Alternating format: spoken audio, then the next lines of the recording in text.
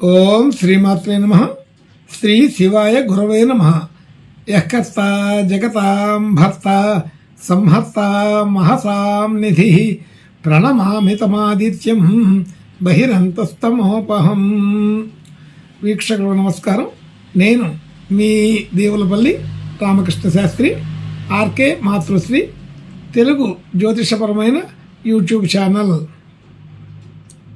ఇప్పుడు సెప్టెంబర్ 1వ తేదీ నుండి సెప్టెంబరు 7వ తేదీ వరకు గల గ్రహ స్థితి గతులని ఒకసారి పరిశీలన చేద్దాం. సింహరాశిలో సూర్యగ్రహం, కన్యారాశిలో కేతువు శుక్రుడు నీచస్థితి, అలాగే కుంభరాశిలో శనిగ్రహం వక్రస్థితి, మీనరాశిలో రాహుగ్రహం, వృషభ రాశిలో గురుగ్రహం, మిథున రాశిలో కుజగ్రహం, కర్కాటక రాశిలో చంద్రగ్రహం మరియు బుధగ్రహం సంచరిస్తున్నాయి. ఇటువంటి సంచారాన్ని అనుసరించి ఈ వారం రాసులకి వార ఫలాలు తెలుసుకుందాం. ఓం శ్రీమాత్రే నమః. ఇప్పుడు మీనరాశి వారి గురించి తెలుసుకుందాం. మీనరాశి వారికి ఈ వారం అంత పూర్తి అనుకూలత అయితే లేదు. సాధారణమైన పరిస్థితులే ఉంటాయి.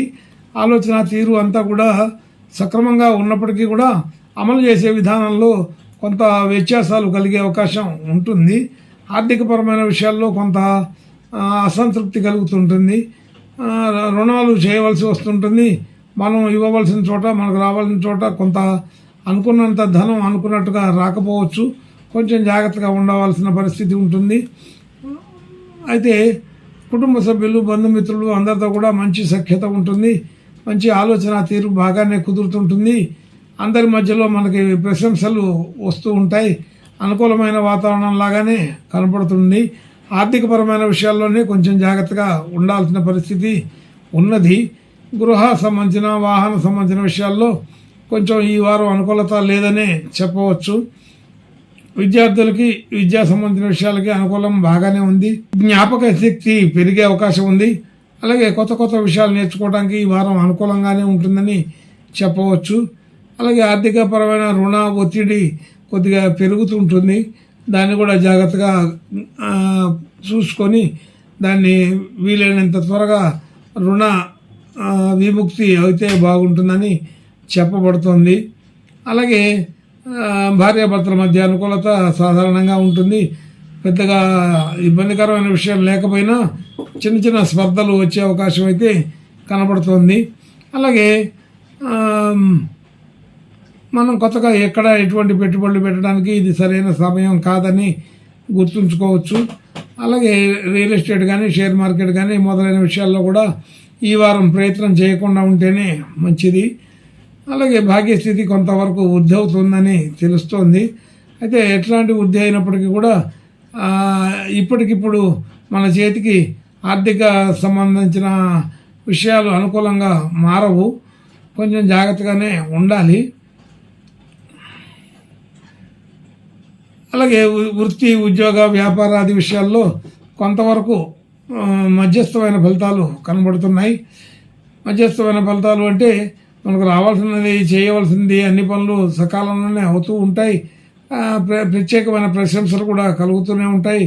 కానీ ఏదో ఒక చోట అసంతృప్తి మాత్రం తప్పనిసరిగా ఉంటుందని తెలుస్తుంది. అలాగే కుటుంబ సంబంధించిన విషయాల్లో కొంత ఖర్చులు అధికంగానే పెరుగుతాయి. కొత్త వస్తువుల్ని ఇంటికి తెచ్చుకోవాల్సిన పరిస్థితి ఉంటూ ఉంటుంది. అలాగే దూర ప్రాంతాలు, దూర దేశాల నుంచి బంధుమిత్రులందరినీ కలవడం జరుగుతుంది. అలాగే మంచి అనుకూలమైన శుభవార్తలు వినే అవకాశం ఉంది. నూతనంగా ఈ వారంలో ఉద్యోగ ప్రయత్నం చేయడానికి కానీ, వివాహ సంబంధ విషయాల్లో ప్రయత్నం చేయడం కానీ పూర్తి అనుకూలత అయితే లేదు. కుటుంబ సంబంధించిన ఖర్చులు సాధారణంగానే ఉంటుంటాయి. అయితే దానిలో కూడా చేసిన ఖర్చులే మళ్ళా చేయవలసిన పరిస్థితి కూడా ఒక్కోసారి కలిగే అవకాశం ఉంది. ప్రయాణాలు చేయవలసి వస్తుంటుంది. ఇంకా మంచి శుభలక్షణాలు కలగడం కోసం ఈ మీనరాశి వాళ్ళు ఈ వారం ఈశ్వరుని ప్రార్థన నమస్కారాలు చేసుకుంటే ఇంకా బాగా అనుకూలంగా ఉండే అవకాశం ఉన్నది. శుభం భూయాత్.